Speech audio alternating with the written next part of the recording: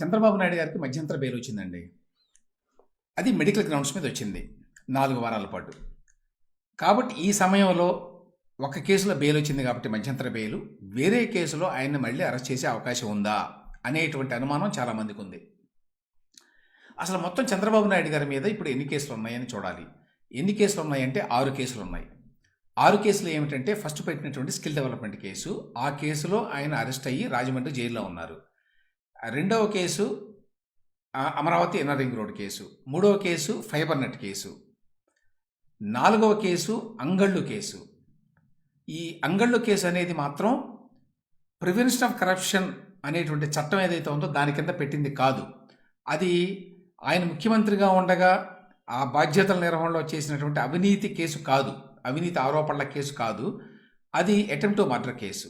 కాబట్టి CrPC case అది. So అంగళ్ళు కేసు నాలుగవది.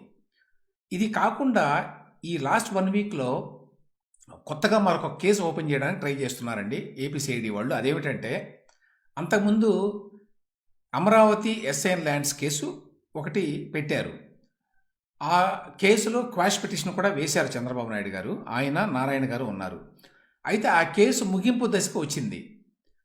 ఆ దశలో ఏపీసీఐడి వాళ్ళు కొత్తగా పిటిషన్ వేశారు, ఈ కేసును మళ్ళీ రీఓపెన్ చేయండి, ఎందుకంటే మా దగ్గర కొత్తగా కొన్ని ఆధారాలు లభించినాయని. అంటే ఇప్పటి వరకు ఉన్నటువంటి ఆధారాల మీద ఆధారపడి రేపు కోర్టు తీర్పు ఇవ్వబోతోంది, క్వాష్ చేయొచ్చా లేదా ఈ అసైన్మెంట్ ల్యాండ్ కేసుని అని. ఈ లోపల వీళ్ళు కొత్త పిటిషన్ వేసి మళ్ళీ రీఓపెన్ చేయండి అని అడిగారు. కానీ హైకోర్టు వారు ఇంకా దాన్ని రీఓపెన్ చేయలేదు.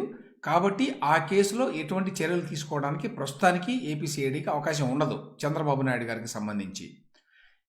అది 5వ కేసు. 6వ కేసు అందరికీ తెలుసు, అది 28వ తేదీ డేట్తో వాళ్ళు పెట్టిన కేసు ఏపీసీఐడి వాళ్ళు.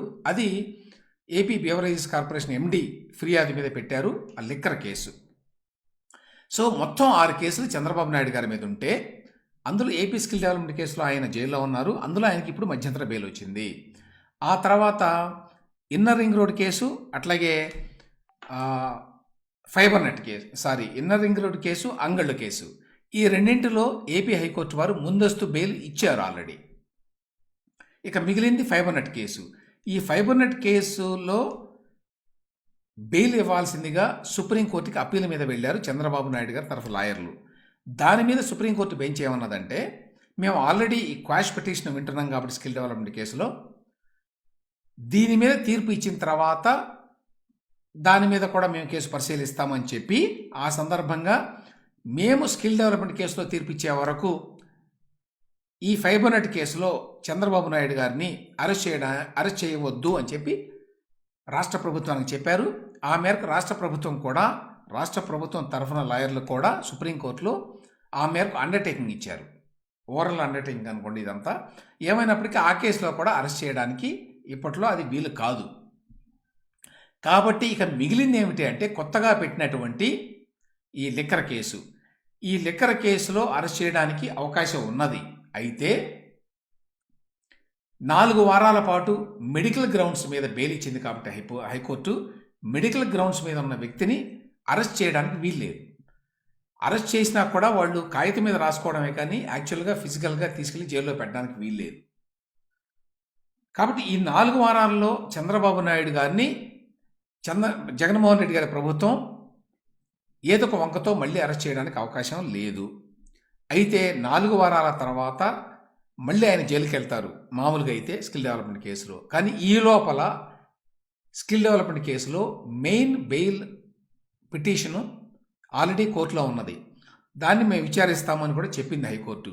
ఒకవేళ ఆ కోర్టులో కనుక బెయిల్ వస్తే ఆయన మళ్ళీ నవంబర్ 28వ తేదీన తిరిగి రాజమండ్రి జైలుకి వెళ్ళేటువంటి అవసరం ఉండదు. లేదా సుప్రీంకోర్టులో స్కిల్ డెవలప్మెంట్ కేసులో క్వాష్ పిటిషన్ వేశారు, అది నవంబర్ 9వ తేదీలోగా తీర్పు వచ్చేటువంటి అవకాశం ఉన్నది. అంటే మరొక 9 రోజుల్లో ఒకవేళ అందులో తీర్పు వచ్చి ఆ తీర్పు అనుకూలంగా వస్తే అప్పుడు కూడా స్కిల్ డెవలప్మెంట్ కేసులో ఆయన అరెస్ట్ చేయడానికి వీలుండదు. ఒకవేళ క్వాష్ పిటిషన్ కనుక సుప్రీంకోర్టు అనుమతిస్తే అప్పుడు not only skill development case అండి, ఫైబర్ నెట్ కేసు ఉండదు, అలాగే Amaravati inner ring road case ఉండదు, అమరావతి అసైన్మెంట్ ల్యాండ్ కేసు ఉండదు, అలాగే నిన్న తాజాగా పెట్టినటువంటి ఈ లిక్కర్ స్కామ్ కేసు, ఆ లిక్కర్ కేసు కూడా ఉండదు. ఎందుకంటే వాటన్నిటికీ కూడా 17A వర్తిస్తుంది కాబట్టి అవన్నీ కూడా ఎగిరిపోతాయి. అంటే మళ్ళీ 17A కింద గవర్నర్ గారి అప్రూవల్ తీసుకుంటేనే వాళ్ళు కేసు మళ్ళీ కొత్తగా పెట్టడానికి ప్రొసీడ్ అవ్వడానికి అవకాశం ఉంటుంది. ఇక మిగిలిన అంగళ్ళు కేసు ఒక్కటే. కానీ అంగళ్ళు కేసు అనేది అటెంప్ట్ టు మర్డర్ కేసు పెట్టారు. ఆ కేసులో ఆల్రెడీ ముందస్తు బెయిల్ వచ్చింది కాబట్టి ఆ కేసులో అరెస్టు భయం లేదు. కాబట్టి క్వాష్ పిటిషన్ కనుక సుప్రీంకోర్టు అనుమతిస్తే ఇక ఈ ఏ కేసుల్లోనూ ప్రస్తుతానికి అరెస్టులు ఉండేటువంటి అవకాశం లేదు. ఒకవేళ ఆ క్వాష్ పిటిషన్ అనుమతి ఇవ్వకపోతే సుప్రీంకోర్టు 4 వారాల తర్వాత ఒకవేళ స్కిల్ డెవలప్మెంట్ కేసులో బెయిల్ వచ్చినా కూడా మళ్ళీ ఈ లిక్కర్ కేసులో కొత్తగా అరెస్టు అనే ప్రక్రియను మొదలుపెట్టడానికి జగన్మోహన్ రెడ్డి గారి ప్రభుత్వానికి అవకాశం ఉంటుందండి. ఇవన్నీ జరగకపోతే, ఏమీ జరగకపోతే, అయితే ఆల్రెడీ తెలుగుదేశం పార్టీ తరఫున, చంద్రబాబు నాయుడు గారి తరఫున ఆల్రెడీ అక్కడ ముందస్తు బెయిల్ కోసం ఈ కొత్తగా పెట్టినటువంటి లిక్కర్ కేసులో అప్లికేషన్ వేశారు. కాబట్టి అందులో కనుక ముందస్తు బెయిల్ వచ్చిందనుకోండి, అప్పుడు అందులో కూడా అరెస్ట్ చేయడానికి అవకాశం లేదు. కాబట్టి కనీసం నవంబర్ 28 వరకు చంద్రబాబు నాయుడు గారి అరెస్ట్ అనేది ఇక ఉండదు ఏ కేసులోనూ. 28 తర్వాత ఈ రకరకాల పరిణామాలు ఏవైతే ఉన్నాయో నేను చెప్పానో, బెయిల్ వచ్చినా మెయిన్ కేసులో ఆయన వెళ్ళే అవకాశం ఉండదు.